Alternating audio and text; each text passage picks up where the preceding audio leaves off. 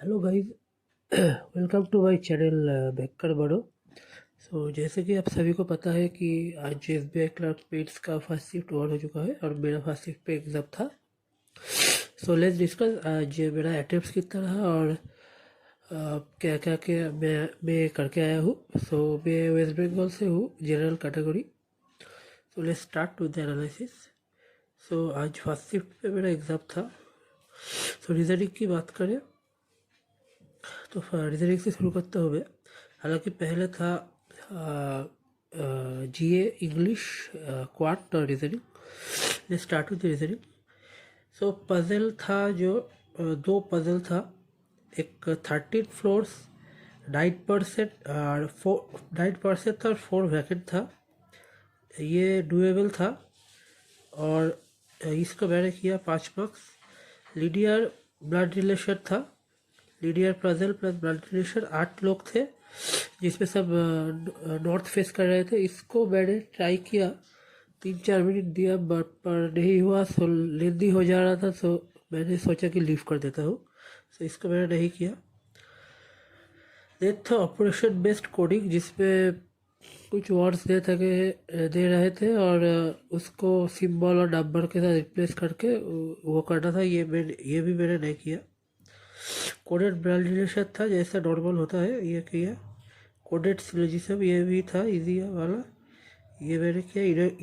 Inequality था normal वाला, लेंदी मतलब लंबा था पर कोडेड नहीं था, ये भी मैंने किया। 3 नंबर का ये और 3 नंबर का ये। Let's move on to the next one, input output. मैंने इसको ट्राई किया, 1 मिनट दिया, मुझसे नहीं बढ़ रहा तो मैं उसको छोड़ दिया। और कोडेड डायरेक्शन था, ये भी बन सकता था पर मेरे पास टाइम नहीं था तो नहीं किया। डेटा सफिशिएंसी था और ये इजी वाला था, ये मैंने किया। क्रिटिकल रीजनिंग बड़ा था, बड़ा मैंने 5-6 किया और ये सब ठीक है, मैं कॉन्फिडेंट हूँ। मेरे रीजनिंग में टोटल अटेम्प्ट है 25 किया मैंने, और मिसलेनियस था जो 3-4 नंबर का था, वो किया। क्वाड की बात करें तो क्वाड पे 4 DI थे, 3 DI, एक केसलेट में दिया, टोटल 4 DI था।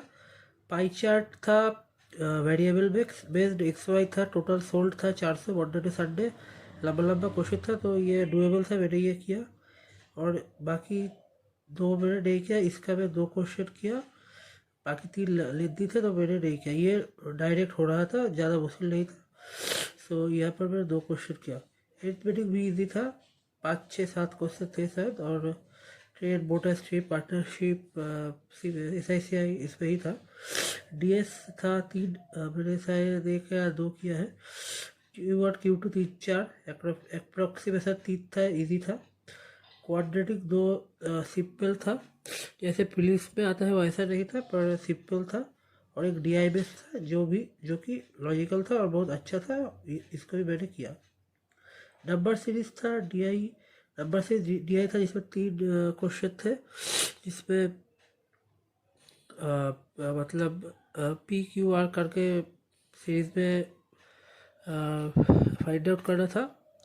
और नंबर सिस्टम को 2 से 3 क्वेश्चन थे, इसको मैंने किया ये दोनों। और मेरे क्वाड पे अटेम्प्ट है 24। Let's go to the next section, which is English. English में 2 RC थे, कॉरपोरेट सेक्टर। एक बंदा कॉरपोरेट सेक्टर में काम कर रहा था और उसने कॉरपोरेट छोड़ के फार्मिंग में आ गया, क्योंकि उसको सारा फैमिली फार्मिंग में काम कर रहा है।